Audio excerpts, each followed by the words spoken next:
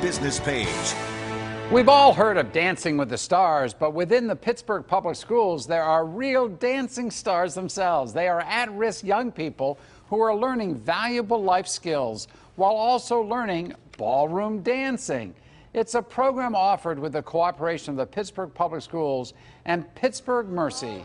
We're so pleased to welcome Mark Rogalski to the Sunday Business Page.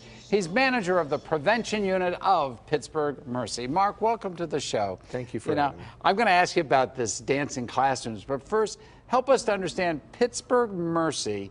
That's not UPMC Mercy. Correct. What is it? When the Sisters of Mercy sold the hospital, part of the funding came to us. Pittsburgh Mercy Health System, Mercy Behavioral Health, Mercy Community Health, Mercy Intellectual Disabilities, we're all Pittsburgh Mercy. Just one thing now. So it's very separate from the UPMC empire. Been around for a long time, going back to the late 1800s when Catherine McCauley sent a group of young ladies to Pittsburgh to help make sure that the people were getting what they needed. Right. Well, the legacy of the Sisters of Mercy is very real here in Pittsburgh, and thank you for all that you're doing. Dancing classrooms. Now it seems really weird, particularly when we're talking ballroom dancing for young people. What is Dancing Classrooms all about?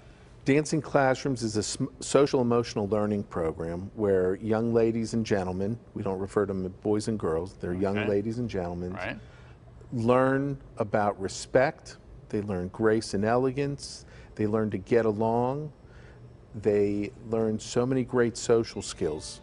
In a way, I always refer to it's almost like the Karate Kid effect.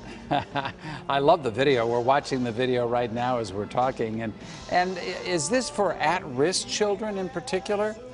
It works great with all kids. Over the past 8 years that we've run the program, we've collected data.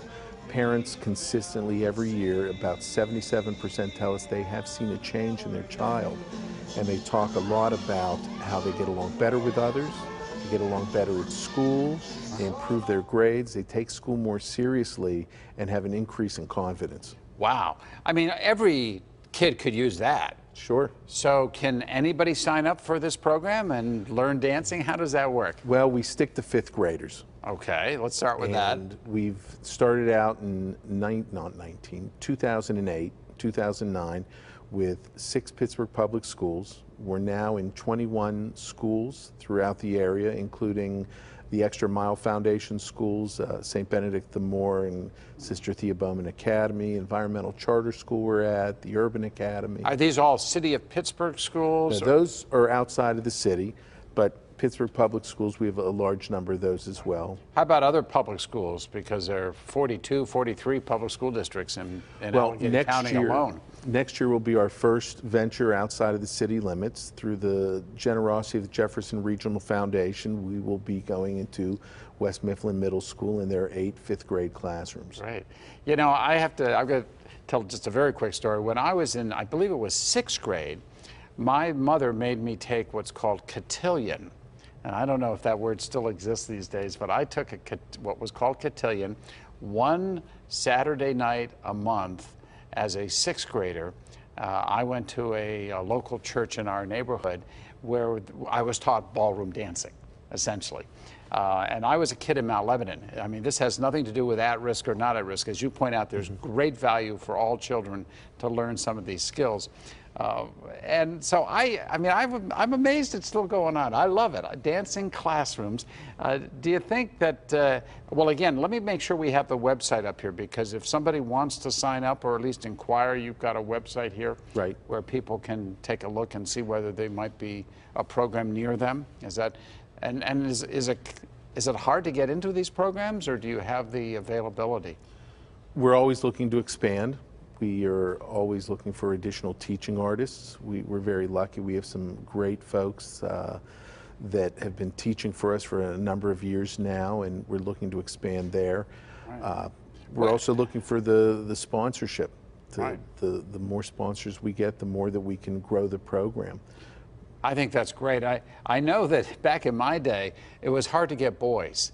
You'd get the girls, but you couldn't get the boys. Is that true today?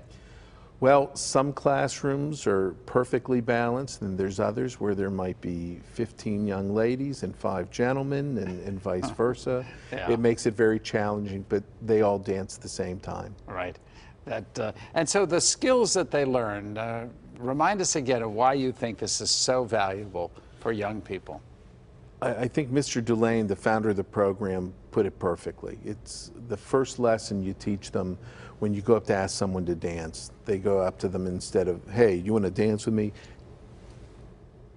May I have this dance, please? Right. And the ladies respond, yes, with pleasure. And then also in the program, because they have to learn to be civil to one another, respect each other, we're always changing partners. They dance in circles.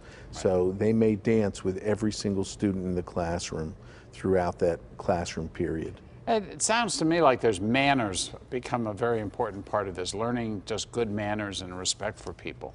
Absolutely. One of the first things we teach them in the first lesson, they go from pancake position into dance frame, and then at the very end we teach them the escort position. The gentleman, the place of honor, stand, make the teacup, and the young ladies put their arm in the teacup, and it's a place of honor and respect.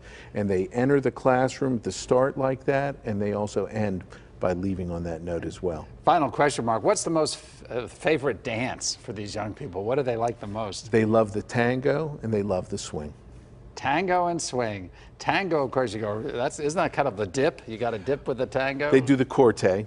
Yeah, right, exactly. And then the, well, of course, the swing. I mean, that was popular back in the day. What can I say? Absolutely. Mark, thank you so much for the good work you're doing. It was great to have you on the show, and good luck to you and all the young people involved in this. It's tremendous. Thank you very much. We'll be back with more of the Sunday Business Page in just a few moments. Stick with us.